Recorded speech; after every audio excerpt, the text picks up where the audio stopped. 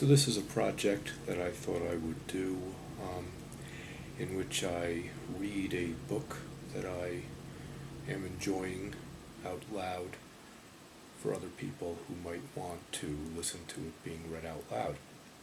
So here is a book, Pathways Through to Space, an experiential journal by Franklin Merrell-Wolff.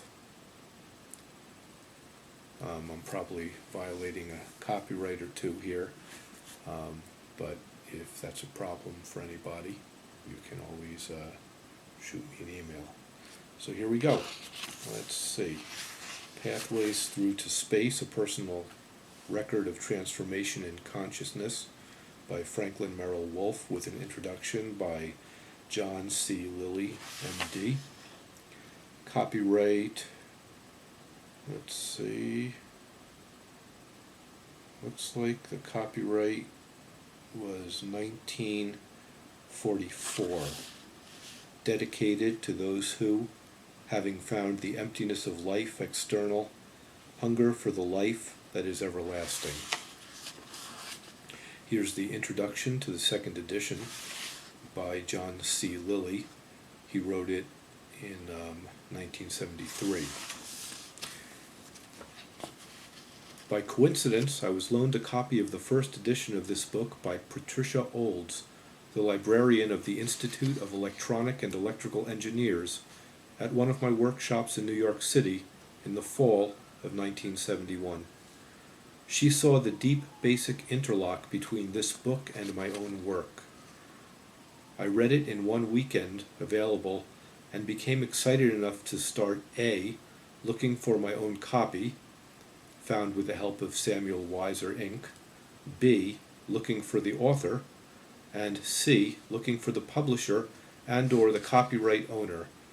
The author wrote of his transformation of consciousness in 1936 at an estimated age of 49. About 35 years had passed. I was not too sure he was still alive, and loaned my copy to Arthur Ceppos of the Julian Press, Inc., who had just published my The Center of the Cyclone. He shared my enthusiasm and helped initiate the hunt for the author. We both drew a blank. A year passed. By this time I was back at Esalen Institute, Big Sur, California, giving a workshop. Unexpectedly, a couple approached me and said, "We understand you are looking for Merrell-Wolff." A bit surprised, I said, "Yes, that is true."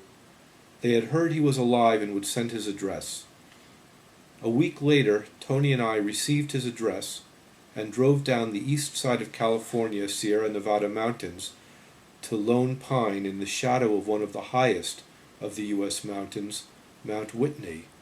Dr. Wolff was not listed in the phone book.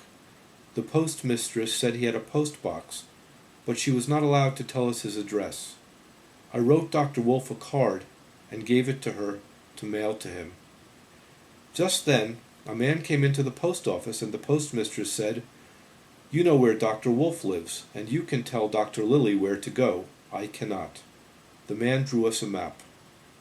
We drove out of town, 3,700 feet, to about 6,000 feet up the flank of Whitney. The road became very narrow, and just as we gave up, a house appeared at the end of the road. I went in and knocked. A sprightly elderly man with a Van Dyke and a twinkle in his eye opened the door. I said, "Dr. Wolff." He said, "Yes." I said, "I have read Pathways Through to Space and would like to talk with you about it. Can we arrange a time?" He said, "Come in. Anyone who finds this door finds it open." In the ensuing discussion of the 4 hours with Dr. Wolff, his wife, Tony, and myself, and one of Dr. Wolff's disciples, we covered quite a bit of ground, ranging from the Bodhisattva vow to one's hold on the vehicle and why one bothers to remain on this planet. We discussed the possible republication of Pathways. At one point, Dr. Wolff accepted a copy of The Center of the Cyclone in exchange for another copy of Pathways. He noted that Center had been recommended to him by one of his students who promised to bring him a copy. With a twinkle in his eye, he said to his wife, "Please tell so-and-so that I now have the book he recommended. The author delivered a copy personally." Dr. Wolff presented me with his later book, The Philosophy of Consciousness Without an Object, mimeographed in 1970 for his students. I very strongly felt that the time for the republication of Pathways had arrived. I presented the point of view that literally hundreds of thousands of young adults were now ready for the ideas, experiences, and philosophy expressed therein, and emphasized the fact that there are thousands of people, where there were only a few hundred in 1944, who are in need of confirmation of their own experience, and in need of a showing of a pathway, basically jnana, or the head trip route to higher states. Dr. Wolff's own experiences in his transformation and recognition are written simply and have an awesome power to transform those who are ready for his deeply moving help. In my own reading of this book, I found I was precipitated into states, spaces, universes of very high orders so frequently that the reading of it took several weeks. Each time I read it now, the experiences begin anew, and I have found the same phenomenon when reading his Philosophy of Consciousness Without an Object. Opening either book practically at random and reading a while alters my state of consciousness into highly regarded and delightful regions. Other than Center, there are only two other books with this power over me: Olaf Stapledon's The Star Maker, Dover, and G. Spencer Brown's Laws of Form, Julian Press. As I lecture and give workshops, I find increasing numbers of people with mental properties similar to mine and Dr. Wolff's, persons who can be programmed into higher states of consciousness by the right reading material. These are the new, increasingly numerous audience for these books.